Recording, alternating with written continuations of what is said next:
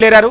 So కాసేపట్లో engineering నిపుణులు national dam safety అథారిటీకి సంబంధించినటువంటి చైర్మన్ అనిల్ జైన్ తో పాటుగా ఇప్పటికే ఈ కాళేశ్వరం ప్రాజెక్టుకు సంబంధించినటువంటి మరమ్మతులను చేసేటువంటి బృందానికి ఇప్పటికే 9 మందితో కూడినటువంటి బృందాన్ని ఇప్పటికే రేవంత్ రెడ్డి నియమించారు. సో ఆ బృందానికి చీఫ్ గా ఉన్నటువంటి కల్నల్ పరీక్షిత్ మెహ్రా కూడా ప్రస్తుతం రేవంత్ రెడ్డితో పాటు కాళేశ్వరంకి వచ్చారు. సో వీళ్ళందరితో డ్యామ్ సైట్ ను సందర్శించిన తర్వాత సో ఎట్లాంటి మరమ్మతులు చేపట్టాలి, సో భవిష్యత్తులో ఎటువంటి ప్రమాదాలు జరగకుండా ఎట్లాంటి ఏర్పాట్లు చేయాలనే దాని మీద రేవంత్ రెడ్డి అక్కడ రివ్యూ సమావేశం నిర్వహిస్తారు. సో అక్కడే ఆయన మీడియాను అడ్రస్ చేయబోతున్నారు. సో మొత్తం మీద కాళేశ్వరం ప్రాజెక్ట్ అనేటువంటిది గతంలో బీఆర్ఎస్ పార్టీకి ఒక క్రెడిట్ గా గేమ్ చేంజర్ గా మారితే సో ఇప్పుడు ఇది రేవంత్ రెడ్డికి ఒక గేమ్ చేంజర్ గా మారబోతోంది. సో ఈ అంశాన్నే ప్రధానంగా రేవంత్ రెడ్డి తన ప్రధాన ప్రచారాస్త్రంగా కూడా ఇంటా బయట తీసుకుంటారు. సో మొత్తం మీద కాంగ్రెస్ పార్టీకి ఈ సభ ఎట్లాంటి జోష్ నింపబోతుందో మా ప్రతినిధి సిద్ధార్థ్ ఉన్నారు గాంధీ భవన్ దగ్గర.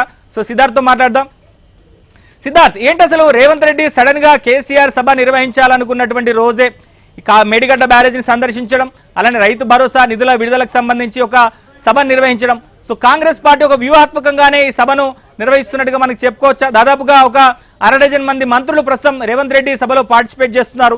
సో కేసీఆర్ కు ఒక ధీటైనటువంటి సమాధానం చెప్పాలనేటువంటి ఉద్దేశంతో రేవంత్ రెడ్డి ఈ సభ నిర్వహించాలని నిర్ణయం తీసుకున్నట్టుగా తెలుస్తుంది. సో మొత్తం మీద ఈ సభ ద్వారా ఎట్లాంటి మెసేజ్ ఇవ్వాలని చెప్పేసి రేవంత్ రెడ్డి భావిస్తున్నారు? సిద్ధార్థ్, కేసీఆర్ బయటకు రావడమే కాంగ్రెస్ పార్టీకి ఒక విజయంగా కాంగ్రెస్ నేతలు చెప్పుకుంటున్నారు. ఎందుకంటే కేసీఆర్ ఇప్పుడు పూర్తిగా ఐసోలేట్గా ఉండి ఎన్నికల సమయంలో బయటకు వస్తే ఒక సూపర్ పవర్ బయటకు వచ్చినట్టు ప్రజలు భావిస్తారు. కానీ కేసీఆర్ని అంతకంటే ముందే బయటకి రప్పిస్తే ఎన్నికల వరకు కేసీఆర్ గ్రావిటీ తగ్గిపోతుందని కాంగ్రెస్ నేతలు భావిస్తున్నారు.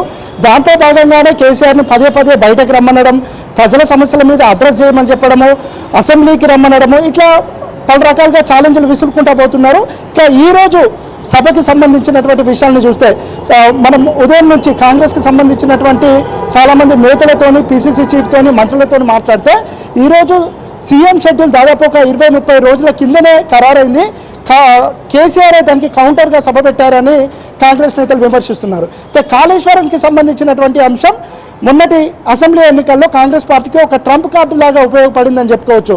ఎన్నికల సమయంలోనే కాళేశ్వరం కుంగిపోవడం, దాంతోపాటు ఇటు రాహుల్ గాంధీ నుంచి రేవంత్ రెడ్డి కాంగ్రెస్ పార్టీకి సంబంధించినటువంటి ప్రతి ఒక్క నేత కాళేశ్వరం ద్వారా కేసీఆర్ లక్షల కోట్లు ప్రజాధనం లూటీ చేశారు, కాళేశ్వరం ఒక ఏటీఎం లాగా బీఆర్ఎస్ పార్టీకి ఉపయోగపడిందని చెప్పడం, ప్రభుత్వం రాగానే కాళేశ్వరం పైన విచారణ చేస్తామో దానికి సంబంధించి ఎవరు తప్పులు చేశారో వాళ్ళని ఖచ్చితంగా శిక్షిస్తామన్నారు. దాంట్లో భాగంగానే ఒక కమిటీ వేశారు, కమిటీ రిపోర్ట్ వచ్చింది.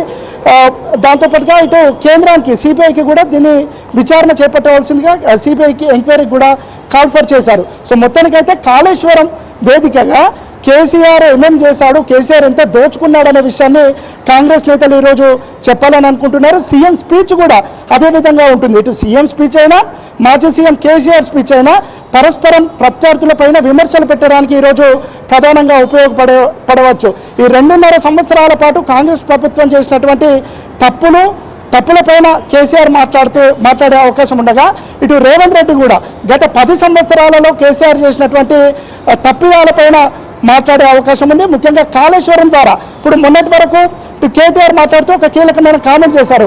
20వ తేదీన పులి బయటకు వస్తుంది కాబట్టి గుంటనక్కలు భయపడుతున్నారని కాంగ్రెస్ నేతలను ఉద్దేశించి కేటీఆర్ విమర్శలు చేశారు. దానికి కాంగ్రెస్ నేతలు కూడా రియాక్ట్ అయ్యారు. పులి ముసలిది అయిపోయింది, పులి ఫామ్ హౌస్కే పరిమితమైంది.